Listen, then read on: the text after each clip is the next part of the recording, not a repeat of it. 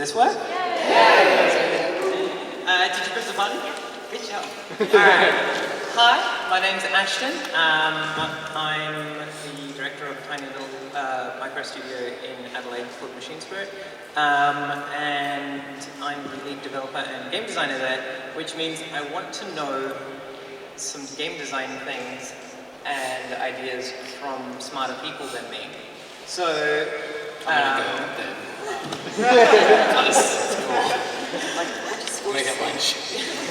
So this is our panel. It is called Building Better Gamers, where we talk about whether or not it's possible to use the secret mind control powers of game design to change the perspectives and behaviors of our players, to make them better people. Spoiler, yes it is. Otherwise this would be a really fucking short video. Yeah. Sorry, the answer is no. Is it possible? No. Thanks everybody. You can't change people, they stay the same forever. It's unfortunate. So what I'm going to do is, rather than showing you like the lovely slide I had and all these sorts of things, I'm going to pass, I suppose I need to pass the mic for this one. I'll get people to introduce themselves as we go along, so we'll start with Jenny. Do you want to give us an introduction of yourself? Yeah, sure. Am I sitting close enough to this? Yeah. Speak directly into the tiny cigarette. I'm Dr. Jennifer Hazel. I'm a medical doctor that specialises in psychiatry, and I founded a non-profit organisation called Checkpoint, which acts to connect mental health resources with video games and technology. So I guess I'm here to comment on this more from a kind of neuropsychological point of view of how these processes happen and how we can use them for good. My name's Alayna. I do a lot of different things. The main reason I think that I'm kind of here is that I design games and I also teach game design. And the program that I teach it to is specifically called the Bachelor of Serious Games. So we're all about making games that do more than just entertain people. So educational games, empathy games, and games that are specifically trying to kind of better people and change people. And I'm also the founding director of Queerly Represent Me, which is a database of games and also a kind of research and resource hub for queer representation in games and queer audiences playing games and all of that sort of thing. So I'm very much in this kind of queer space that we're in today, and I'm also kind of big into changing people with games. So. Cool. My name's Koebel. I get paid to play Dungeons and Dragons on the internet. I co-designed a game called Dungeon World. It's a tabletop role-playing game. I spend most of my time thinking about and talking about game design, narrative design, and the way that mechanisms and game narrative impact humans. So I'm going to be talking about some of that. I'm also a queer person and an anarchist, and those things affect the way that I perceive and work my way through games media. Hi, I'm Tanya, DePass. I run an organization called I'm Diverse Games, which sprung up from a hashtag a couple years ago of me literally being angry about games because games have not treated me well as a person of color over the many years that I've been playing them. And also, I'm bisexual, and I just left a panel, a great one about bisexuality and the lack of representation. But in my work about diversity, I also think about the ways in which people interact with games and how they act towards games, especially when the protagonist is not like the assumed default. Yeah, Mavis. I worked at EA5 Monkeys as the lead product manager before that at Ubisoft. So, like for me, I'm still trying to figure out what I have to say here, but I do work on The Sims, Sims Free Play in particular, which I feel like is a good, it's a good game that really shows how you can actually cater to different audiences and effectively make gamers out of people who just really wouldn't game. But yeah, I'm keen to see what the other panelists have to say. Cool, awesome.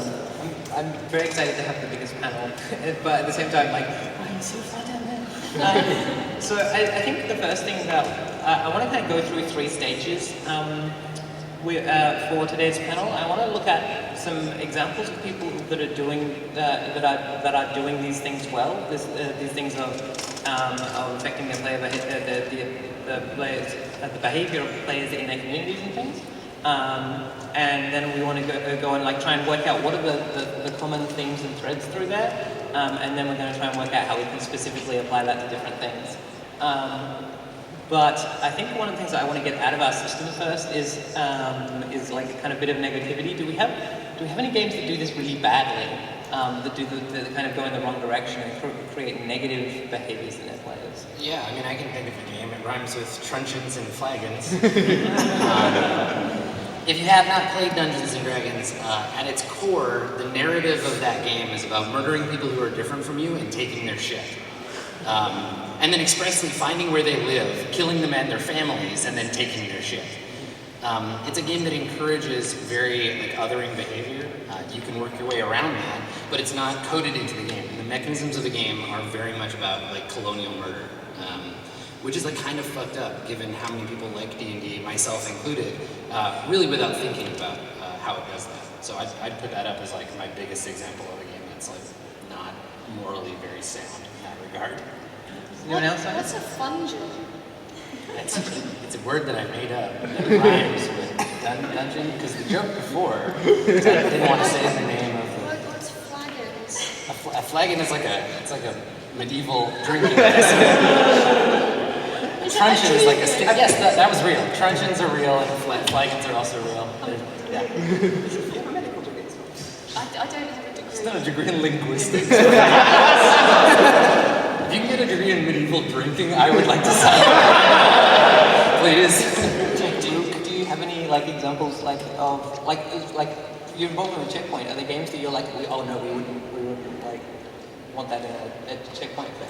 Yeah, it's hard to be objective about it in terms of someone who knows a lot about games, but then also knows a lot about research and how to kind of critically assess research.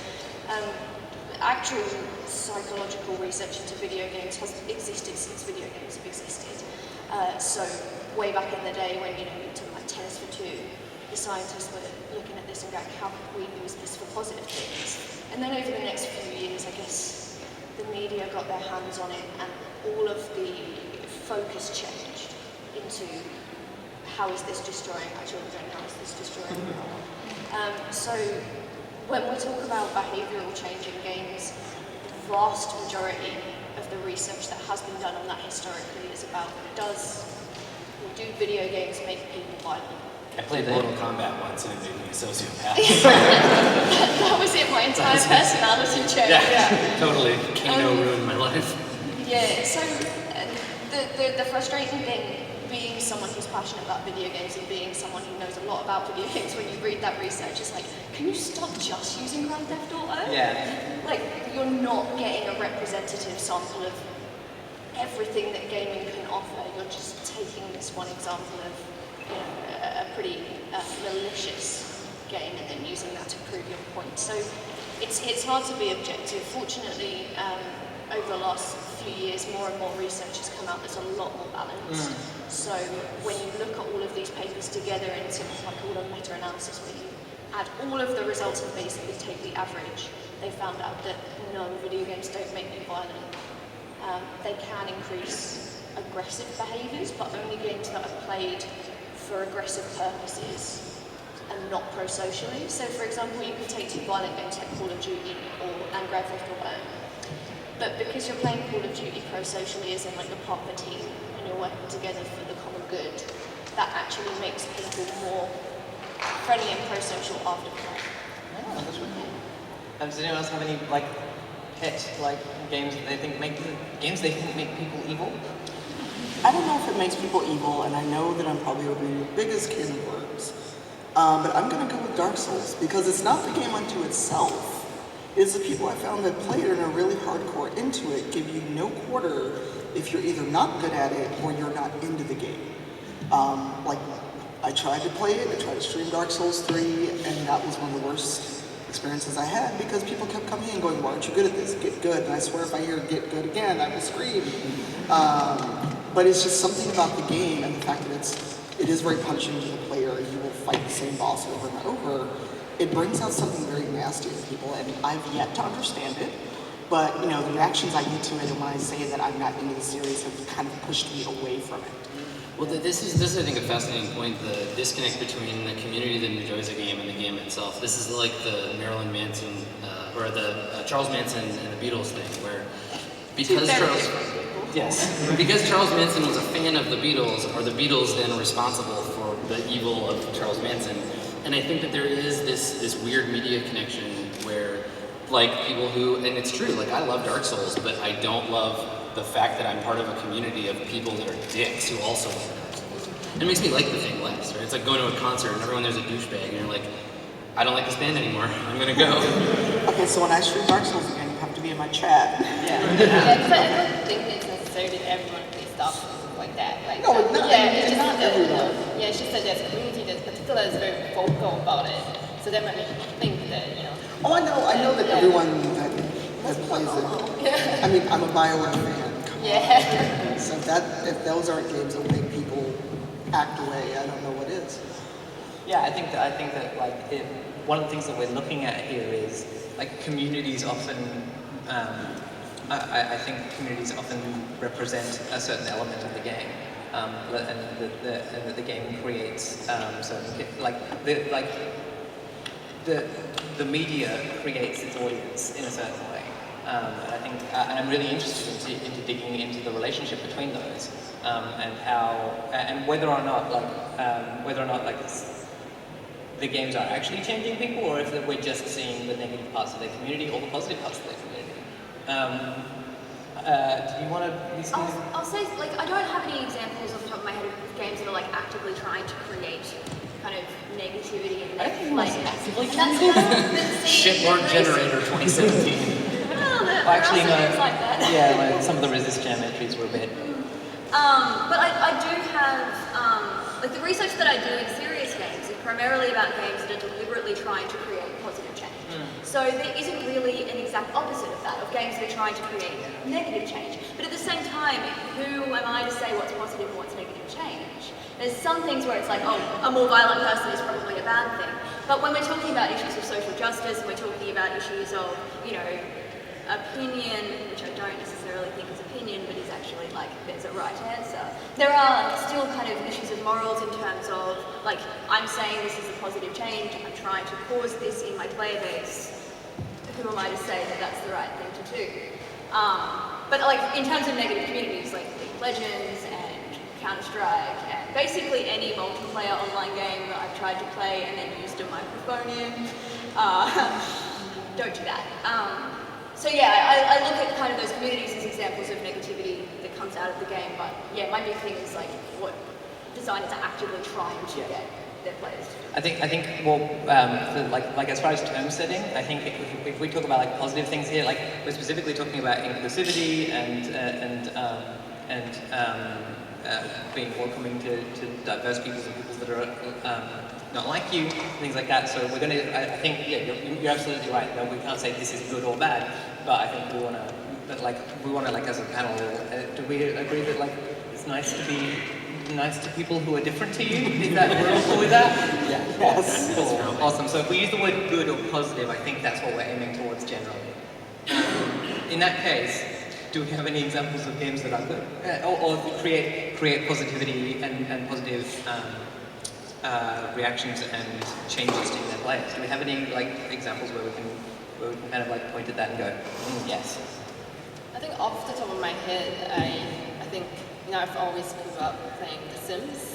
I think the recent changes that they've made to, they've always been like, it's just, male, female, and, women must wear female clothing, male must wear male clothing, right? Recently, you just like screw that, like we'll make that work, we'll make the fact that you don't necessarily have to choose a gender, you can wear any free clothes that you want. But I find like even changes like that, it takes surprisingly long to get there, but the idea behind it is really positive and really trying to see how can we let players tell their own stories and really live out their fantasies. That's the purpose of the game. However you choose to do it, it's up to you. So I think it's slightly different from the standpoint of really like trying to push positive change, because that's not really what the game is. It's entertainment, it's fantasy, but then making sure you're reflecting that from the audience. So that's kind of how we think, yeah. Yeah, that's a great. For me, it's ironically D&D because I've had a different experience with D&D as a person of color trying to play this game. But it's been about the people that I played with, but also what they've done with 5th edition and a lot of the changes they've made intentionally. And also for Adam, because Adam's Twitch community is a really cool place. And if it wasn't, I wouldn't come back. So, the fact that you not really enforce, but the community self-regulates and it's a place where people can come and be comfortable.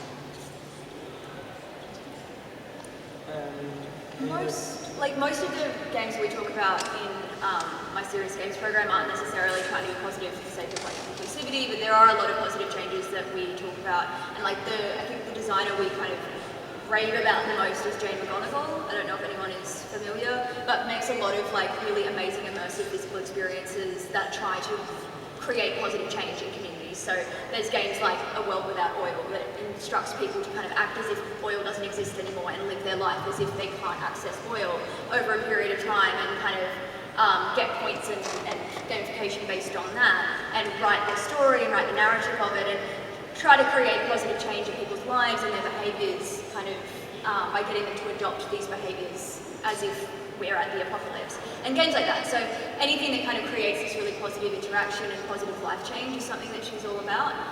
So when I think of creating positive changes in game, through games, she's kind of my furthest kind of aspiration in terms of the sorts of work she does, because what she does is kind of really out there and trying to create a really major change in people's lives. Do you have anything you think of as like a... It's from a biological perspective, I don't think there's any work that's been done specifically how can we make a game that triggers something in someone's brain to make them nicer. If that was possible, I feel like a lot of people would be jumping on that. You just write role-playing games and eat mushrooms now. Well, what's interesting, I think this is a thing, and that with tabletop role-playing games, and I'm sure we'll have time to go into this in more depth, but I think that they, more than any other kind of game, they function on this very behavioral controlled model, right? The things that you do in a role-playing game are the game. There's no emergent play in a tabletop role-playing game. Everything is according to the structures of the game, otherwise you're not playing it correctly. And I think that there are a lot of games that maybe aren't influencing people's external behavior outside the game, but tabletop RPGs, especially small press ones, have a didactic component that try to teach people about things by way of the mechanisms. And often the strongest experiences come from learning that a game is a way rather than the game telling you that it is. I'm thinking particularly of Sagas of the Icelanders, which is a game that explores gender roles, but does so mechanically, so that while you're playing, if you are playing a male-identified character, you will not have the same rules for having a conversation with a person as you would if you were a woman in the setting, and vice versa. So in those games, that moment of revelation is about as close, I think, as we can get in tabletop, or have gotten so far, to manipulating people's behavior outside of the game. I think so. I think we're starting to move into the more overarching themes and things of what we're seeing more of, and what we're seeing in these examples. I think what are the things that we're spotting in the games that we are seeing? What are some of the common threads that we see between these? I noticed that there were a couple of things about who you could play and things like that, are games especially good at this because they allow you to step out of yourself, or is it because they have rules and systems and things like that? Just noticing between Jane McGonigal's work and the kind of examples you just gave about tabletop RPGs, one big thing that compares with that is taking a game and placing it as part of your own world. So in other media, you have a book, you open the book, you read it, you put it down, and it might stay with you mentally, but you're not still interacting with that book after you walk away from it in a physical sense. Whereas in a game like a tabletop RPG or an augmented reality kind of experience, you can be interacting with that game ongoing over days in your day-to-day life. And so if we're using games in that sort of format, not to say that digital or other types of games can't also create change, you're actively telling people to kind of behave with their world in a different way. And even just as a really mundane example, I taught a class over the last week where in the rulebook it asks you to like play harpsichord music while you are playing the game, and to do a couple of other things like have mood lighting and whatever. And that's part of the rules of the game, and they're optional. But my class was like, yeah, like get some harpsichord music up on YouTube on the projector, and if you can try to embed little bits of like change within your world, using your rule set or using your kind of augmented reality sort of experience, that might be a way of creating change in a person's life outside the game. The thing that I think lends a lot of strength to as a vector for behavioral change, or at least getting people to think about the way they're behaving in tabletop role-playing games, is that if you listen to anyone tell you a story about a role-playing game they were a part of, like anybody, you'll note for the most part that they speak in the first person. They'll say, remember when you and me went to this place and did this thing? Even if they're like, remember when you and me went and killed that dragon with swords? It's like, no, I don't, because it didn't happen.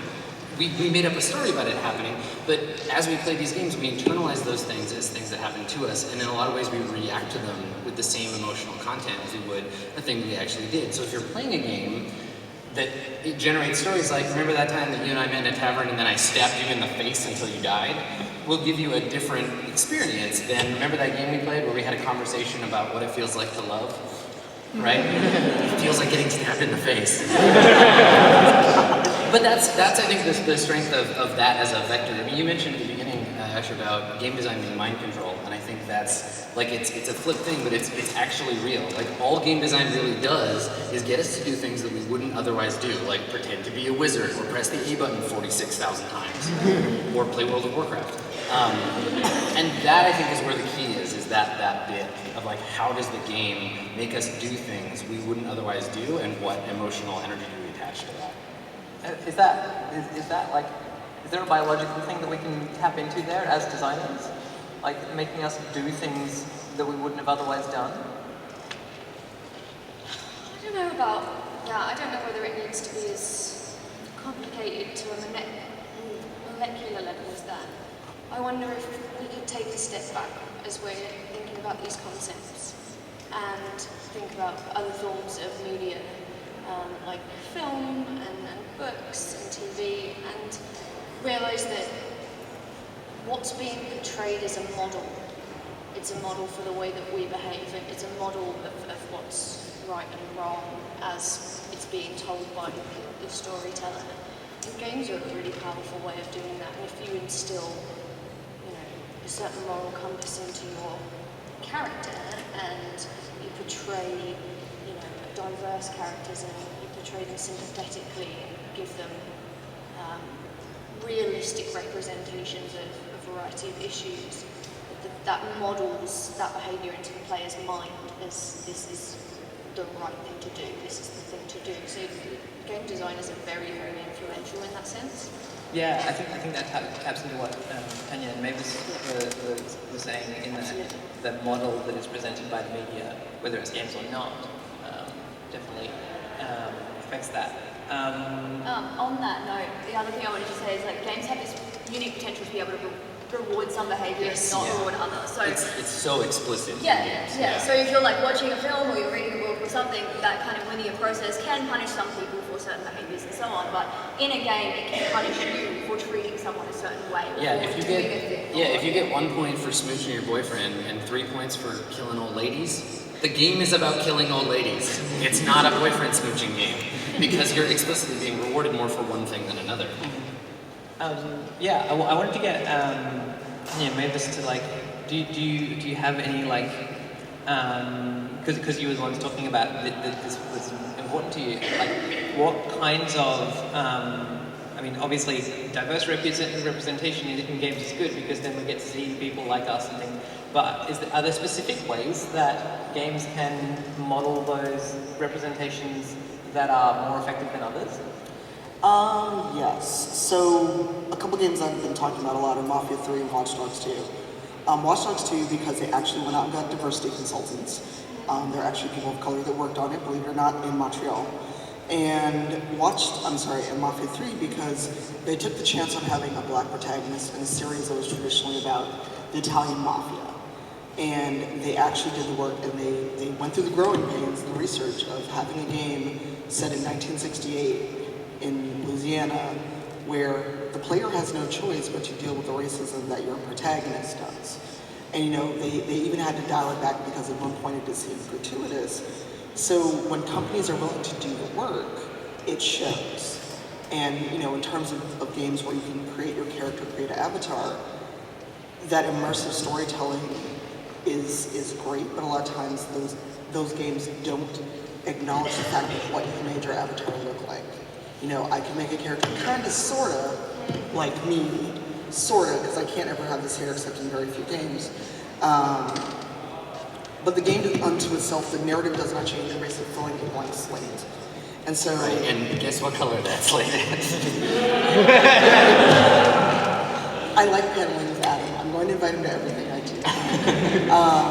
But you know, that slate, you know, even if I get to put on a nice brown overcoat on that slate, the game doesn't acknowledge that, except maybe Skyrim. Skyrim does acknowledge it. If you pick, you know, one of the Argonians or Khajiit or something, the game does actually do that because it's part of the narrative. Yeah, it's the wild world of fantasy where you can be a cat or a lizard man or a black person. Yes, but the game actually does punish you. So that is one of the few ways in which, look, I'm a red guard. Oh, we know how to treat you because you're a red guard versus a Nord. That's one of the few, actually it's the only example I can really think of, because as much as I love Dragon Age, and I can kind of sort of make a character that looks like me, there's only one mission in the newest game that acknowledges your class versus your race. You know, if you're a mage, then ooh, sorry, you're a mage, but if you're a dwarf or an elf and a mage, oh boy, you just might as well not go to Orlais. So there are things that games could do. They could acknowledge what the player choice is and have more than a blank slate that you fill out. But you know, that means increasing the power of the narrative and acknowledging this character has chosen these traits. How is the game going to interface with that? And also not have racism for the sake of racism. Mafia 3 is kind of an outlier because it fit with the narrative of the game. They did their due diligence. But you know, it's hard, it's a fine balancing act, and you know, I don't actually make games, but as a consumer and critic of these games, it's something that I think about a lot when I pick them up. I think that's a really interesting point of, like, you know, making it so that like especially with the Mafia, the Mafia 3 example, of like there's a thing there of the player has to confront this, that like they don't have the option for this person to be in the model of the world that's presented, but because it's the default, like it's the standard main character, which I think is really interesting to contrast with Mavis's point about the fact that in The Sims you get all these options and for gender things, and a big deal isn't made. And I'm interested to know what's the difference there between why is it because I think that's a positive movement as well. And I'm interested in why is there this difference? What are the things that we should be enforcing portrayals of, and what are the things that are making a big deal of and showing them on screen so that people are going to see that in their model of the world? What are the things where we want to reduce that thing by showing it, making it not as much of a big deal? I think it really depends on the type of game that you're making. Because I think as someone who's worked in basically AAA games, you are limited, there's a direction of the game, and that's what it kind of needs to be, obviously. And then for Sims, it's super obvious what it is, so therefore it's always, you are giving, it's a sandbox, so you therefore totally makes sense to give everyone everything. But for a lot of other types of games, sometimes it's just not the most important thing to be spending your money on, because development is very challenging. You have so little time, and people have lots of expectations of the money they are spending. So you're always making those trade-offs. That's what development is, making trade-offs. Not everyone's going to be happy, and I think, to your question previously, it's about what the game is, the reality of what you actually need to make. But then secondly is, the people who make games are actually not as diverse as they probably can be. And I think it starts there, right? A lot of it starts there. Because with Fire Monkeys, it's hard. It's hard to hire. It's hard for me to hire women, not even including race or sexuality, just women. It's hard. And that's why you end up with games that just for men and always makes lots of money because they're always spending money on games. So it's just, this is how the industry has kind of been set up over the years, and then we're trying to push really hard against it, and I think that's changed. But for me, being a business person starts with that. Can we shift the focus, and is there money somewhere else? And so yeah, I think my perspective is quite So it sounds like there's a thing there of taking the risk, between the two of you especially, taking the risk to normalize something that you haven't, that the industry isn't doing by default. Is that? Yes, because when Mavis was talking, I was thinking about Rust, when the Rust came out. Who's heard of Rust? I know exactly what you're talking about. So when Rust came out, it randomly generated your character. You had no control over it. And people kind of flipped out about the fact that I might have to play a black dude, oh my god. But the thing is, yes, the game kind of dropped you in this and you couldn't regenerate your character, but just the very idea that you had to put on digital blackness however long you played Rust is so affronting to some people that they returned the game, they made a big deal of it, and then they added you could finally be a woman in Rust. And the very idea of having to play at another race and the reactions to it. I mean, look at the reaction in Battlefield 1 where people actually got accused of blackwashing history when the Harlem Hellfighters are historically accurate. The reactions I've gotten playing Mafia 3 and Watch Dogs 2 of there aren't black people like this, and I'm kind of like, I'm kind of like Marcus myself. So I'm not sure how many black people you actually know, which I'm going to guess As a white teenage man on the internet, I am an expert on all black people everywhere. And you, as a black woman, should shut up for 5 seconds. Give me a chance to speak, okay? Let's be fair. I get my turn. And Twitter, and Adam has just done a live enactment of my Twitter mentions when I talk about this. Hi, on the internet. I'm the worst. But that's where we are, you can't, we need to be able to say, okay, I'm going to put on this digital skin, how many hours I'm going to invest in this game, and realize, A, it's not the end of the world, because I, as a person of color, have had to other myself in all these other games since I've been playing digital games. And, as much as it bothers me, I haven't stopped playing, so for someone to go, oh my god, I might have to get black dude for like 40 hours, why must I do this? And, getting over that hump of getting people to realize, it's a game, and yes, it can teach you empathy, it can make you realize these things, but you still got to put the controller down and go out in the world and be a white dude or white person with all your privilege, or cisgender, or heterosexual, or whatever ism you don't have that I have as a player is finally getting to see myself represented. So shifting that mindset is one place we need to start. That's really cool. So we're coming close to the end of our time. So I want to, let's look at, I want to look at specifics and how we can specifically start to implement some of these ideas. And so I'm wondering does anyone have suggestions for like the way we can improve a game or a genre or anything to try and improve some of these elements, whether that's the reward of certain behaviors or the representation or the actually showing different models of reality wherein you might have to be a black person or a woman. Get out of medieval Europe and fantasy games. I've got a suggestion.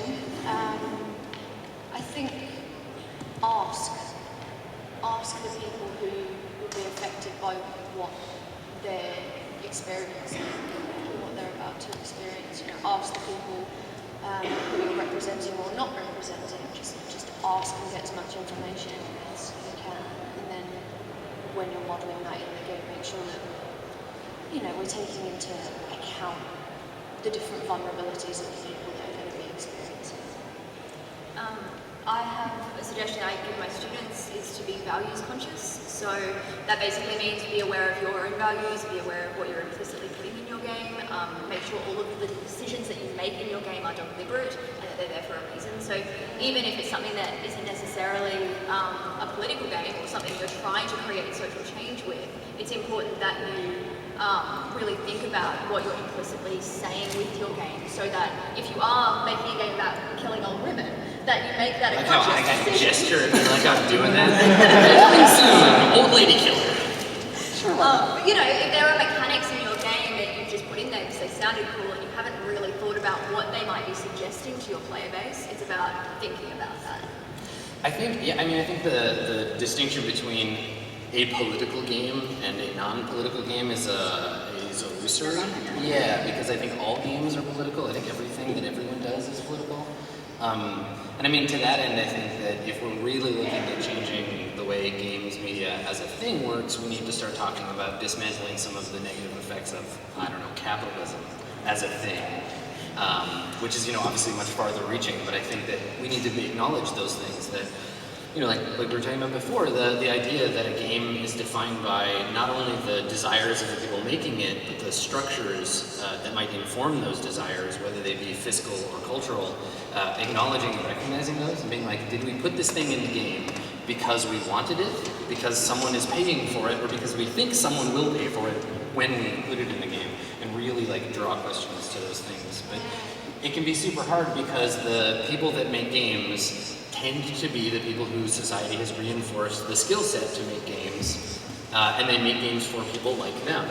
And so we're in this position where we're demanding not just emotional labor, but actual real labor all the time from people who are already in a marginalized position, because we expect them to fix their own problems, right? Like, if you want a game that is like a queer narrative, straight people aren't going to make that game for you because there's no reason for them to, unless they think that you will pay them. And you'll never be able to pay as much as the perceived audience that they have, which is tough because it does demand that we do this kind of grassroots stuff ourselves and not get paid for it. So I don't know. In summation, let's destroy capitalism. It's really easy. It's a thing we could just do. Do you have any suggestions, Tanya? I would just say, because I'm more of a fan of narrative-driven games and tabletop, is, have consequences for your player. Have them think about the things they do. Does this impact the greater narrative? Does it carry on down the line? If, let's say, for tabletop, there's ways to deal with that if something comes up at your table, but in a game that you're putting in the disc or downloading, what are the ramifications for a player that, takes the negative choices, that takes that dark route? Will there be things that come back to get them if there's a sequel? So thinking about kind of your structure, where is it going, what's it doing, and if a character makes certain choices, how does that impact the ending? Because like with Mafia 3, there's 3 separate endings. And, you could say, you know what, I got my revenge, I'm out, and go live whatever life you're gonna live. Or you could take over the Mafia and then take that extra step of also killing your lieutenants. And there is a consequence to all 3 things. I love the idea of a game where, like, if you pick a thing in a dialogue tree that's like kind of racist, then all your friends stop talking to you and you just play the whole game alone. Where did I go wrong? Like, what did I do? Everyone has left your party. Yeah, I love that idea. It's seriously like, whoa, man, no, I'm out. Whoever in this room makes games, please go do that right now. Yeah. It's the bad ending midway through the game. Just all your friends ditch you and you lose your The game is over. Good luck. I think from my perspective, it's clearly very different from yours. Mine is work the capitalism. There are ways to do it. So, like, I am in a push company, and I stand out in so many different ways, right? And the solution is that more people need to try to join these companies, or whatever it is, because there's not enough representation in development, basically, and when there aren't enough voices, it's just not going to happen. And another piece of advice or I'm thinking is that when you're in it, you have to make a deal out of it. Like, you have to feel like you are representing the community, and then be happy to challenge positions, or at least make an attempt to do it. But I think it is hard in so many different levels, especially given that it's entrenched, basically. Like, I'm in meetings where it's like 12 men, and it's just me, and I'm like, what's going on? But then I still have to say, okay, I feel that I'm representing who I am, and I have an important voice, and not only that, like, the players are so diverse, so, I think I have something to say, and from that I can influence, because tearing down capitalism will take more work. Cool. I think we've got some really valuable stuff out of that. I think we've got some time for some questions. Do we have a system for people asking questions? Sprites? Do I need to hand should I just throw the microphone into the audience, or? Is this one working? Does someone want to raise a hand with a question? There's some. Good. Great. So you guys have been talking about, adding diversity and all that good stuff. This is a room full of game designers. Could we come up with a way to just encourage people to shut up and listen? What do you mean, shut up and listen to us? No, listen to other people. For instance, say you're in a game and you're introduced to a text wall. Most people just click the X button. Is there a way we can mechanically encourage this sort of behavior? Exactly. I think the easiest thing, like in terms of what we're talking about, is punishment and reward as part of the game mechanics. So if there is something in a game that you particularly want people to be able to do, then you want to force them to do, punish the opposite behavior, reward them for doing that thing. That's what it's supposed to do. And I really want to make like a 2-player tabletop game about active listening. Like just teach people how to like have a fucking conversation. That's amazing. It would actually be really easy to do that. But I mean, to your point, like reward structure, right? Like people will do the things that the game rewards them for. They'll do other things if they find extrinsic rewards for those things. But for the most part, if you just enable a person to proceed through the game successfully in the way that you want, then they'll do that. They'll optimize their play. Cool. Do we have any other questions? Hey guys, thanks for talking today. It's been really interesting to hear kind of, I don't know, just everything you have to say. I suppose this question goes maybe more particularly towards Mavis or anyone that kind of works with big communities. What are the ways that you think that maybe gaming development studios or whoever can kind of change the community of gamers first, kind of within the community, to create more demand for more diverse and more positive games? What kind of things do you think can kind of start with the consumers first to make them want that diversity? Yeah, I think that's a good question because a lot of it is a push and pull, right? Like on since we play, we run lots of surveys where people tell us what they want, but at the same time, people don't really know what they really want, right? Like you sometimes need to kind of push something that they might be surprised that they would like. Same way that some games, or even big brands like Star Wars, will go like, it's a human protagonist, just suck it up, that's what it is. So there's different ways of doing it, but I think with bigger companies, you have kind of these two ways of doing things. One is making a bold choice and standing by it, even though market research might say most games are by men, but it's going to be different. So in big companies, you have to work the whole system, which is very challenging. There's a lot of politics in that. And the other way you can do it is really strong community management. So, like for instance, really getting the community to be a positive one, where you work with community members to try to help them be your advocates effectively, and they set the tone. They help to do a lot of work that we effectively don't need to pay them for because they love the game so much. So that's another way of doing it, to try to empower people, empower the community to then help you make a better community. I just want to say that I agree with everything you just said. That was awesome. Thank you. I think like encouraging the community to be the studio's advocate and be the advocate for that movement and what they're doing, that's really powerful, and that's how we get change.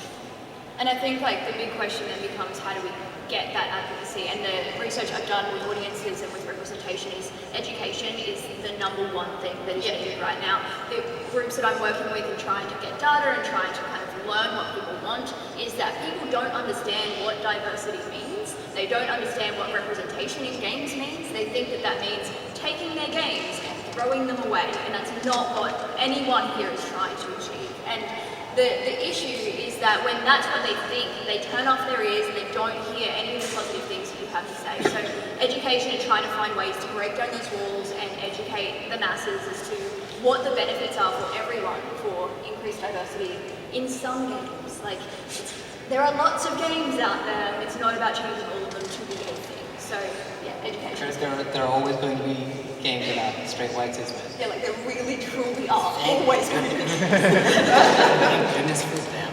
I mean, I think to take a slightly more cynical tack, like publishers will publish games that make them fat stacks of dollars. Like, just we need to make a space in which we can help them understand that like queer people and people of color have money that we spend on games, and that making a game for those people isn't going to mean that they won't make any money because that's all they care about. So finding ways to make diversity profitable, I guess, if you want to like work within that system is the angle to take. But that comes back to the original point of advocacy. So Yeah. publishers respond to the audience, right? And that they're the people with the power. So with a loud enough voice, giving the message that you're asking them to give, that would be the message that's received. But that's the problem, though, is that, you know, I'm very fortunate that game companies are asking me to come out and speak, but A, I'm one person, and B, historically, they have not listened to people because a lot of times the very vocal minority are the ones that drown out everyone else advocating for themselves. And you also have to think about, to be mercenary and capitalist about it, when I talk to people, I go, here are facts. Here's Pew Research data showing people of color, women, LGBT folks are actually the ones spending a lot of our money on your product, but we don't get to see ourselves. I often use a screenshot from Mafia 3 that says colored in the rear, served in the rear because because the game is set during segregation. And that's why I point out, you see the screenshot? This is what gaming is like for me. But here's a big pile of money that you're not getting. Think about that. And then multiply it by the thousands of people you're not serving. Cool, yeah. Do we have any other questions? Yes. Where's the mic?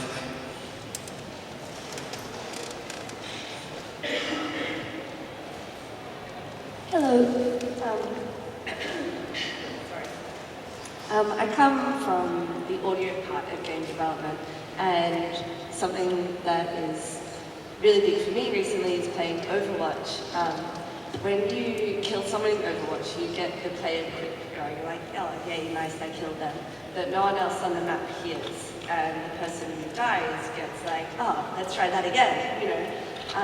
In contrast, something like Dota 2, you get the whole map here's first blood, you know, for the first person who dies. And so far, you guys haven't mentioned audio, so I'm wondering, like, what's the most sort of effective part of game development for affecting change? Like, is it game design? Is it the designer? Is it the programmer? Is it, like, or what? Yeah. It's obviously game design, obviously, as a game designer. I'd say it's alignment. I'd say it's alignment between the factors. Yeah, definitely. So do we think, like, those sorts of, like, audio cues and things I think are really powerful. Like, I think there was a version of Call of Duty that just turned on the mic when you killed someone. For the, like, that was, and that audio effect definitely was, like, noted to be, to create, like, people would shit talk each other. How does that kind of, because for me, I think those sorts of things, like those audio cues, are kind of a reward, right? Like they're kind of or a punishment, right? We can use those sorts of things. How does that tie into the design if we're not, like, specifically, we're not giving out like experience points, we're giving out a sound cue. How does that tie into what we're doing as far as, like, trying to make people behave nicer? I mean, look at Hearthstone, right? Like, Hearthstone took away, like, all chat and gave the players a limited means of interacting based on audio. Right? You can trigger your little character's audio things, and like stuff like hello or good play or I'm gonna get you or whatever. But people still abuse that system, right? They'll spam it and they'll find ways to express that negative competitive urge. But it's a step in a direction. I don't know that it's the right direction, but it's certainly like an attempt to angle that. Particularly, but I think you're right. Like, I think that audio cues, in the same way that visual effects or like skins or anything that's not directly tied to the mechanisms of play is a form of reward or punishment. And there's that extrinsic reward of, like, you were the one that triggered that effect, and everyone knows it, and you get a personal sort of rep boost, even if it's just in a moment. So I think it's a factor for sure. Is there a lot of, like, research into, like, how we can use audio or flashing lights and things to make people be like, I want to do that again? Like, I've seen Clockwork Orange. I know where this is going. I mean, literally, I'm doing that. I wanted.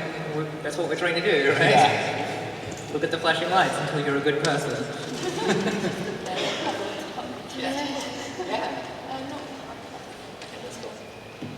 we have any more questions? I think we'll do one more because we're over time. Mike person, there's a hand raised.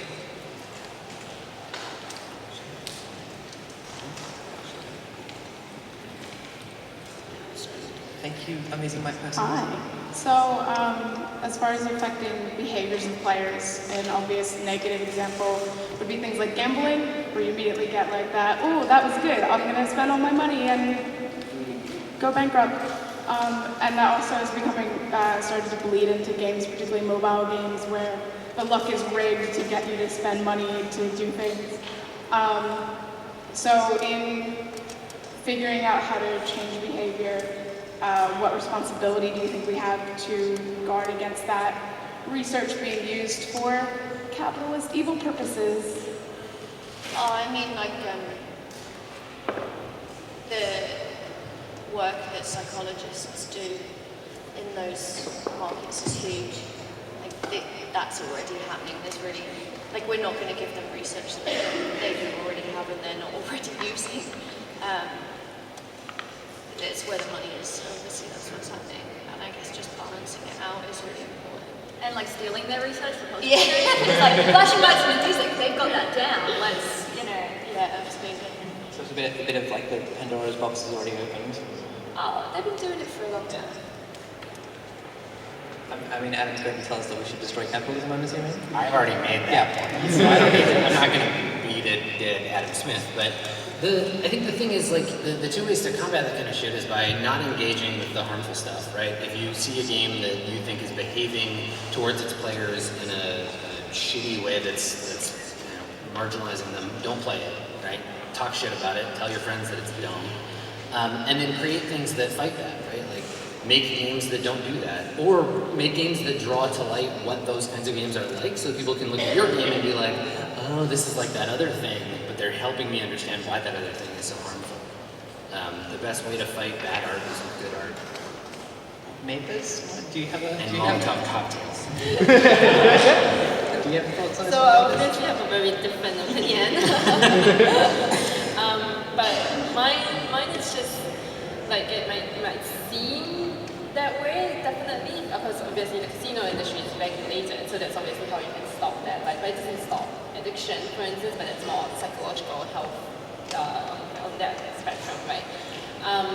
In mobile games, the reason why it's there is because it's free-to-play games to make money. And however, it's the same thing. Not all free-to-play games are bad. There are really good free-to-play games, and it's all about value. So if someone's spending $100 on some sort of like gacha thing, that person needs to feel like you're getting $100 out of it. If not, they would just stop it, right? They would just stop.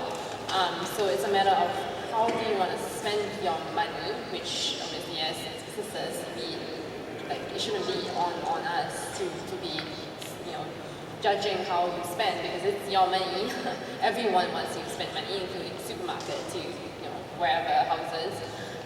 And for a lot of people, it's just, it ranks highly to them. Like, this is my entertainment budget, I'll spend $1,000 a month if I'm rich on that, and I choose to spend it on Clash of Clans, right? It's only problematic if you don't have control of yourself, which are issues that I guess, you know, I'm not sure if it's up to games to solve necessarily, although there are ways to do it, but yeah. Okay, so yeah, there's definitely like an ethical scale. Yeah. We're out of time, so I'm just going to quickly get everyone to say where they can be found. You can find me, I'm at ACGIAC, ACGIAK on Twitter, and ACGIAC.net. At RX_Pixel or at checkpoint.org. You can find me at Alayna M. Koebel, so that's M for Mary, and how do you spell my name is in the program. Nice. I'm spending most of my time at twitch.tv/Adam Koebel. You can spell it with the program. It's a good call. Or you can hit me up on Twitter at Skinny Ghost. I'm Cyphertier, CYPHEROFTYR. Or you can find me at cyphertier.com, or I Need Diverse Games, which is INEDIVGMS. I'm on LinkedIn. All right, thanks so much for coming, guys, and thank you all for having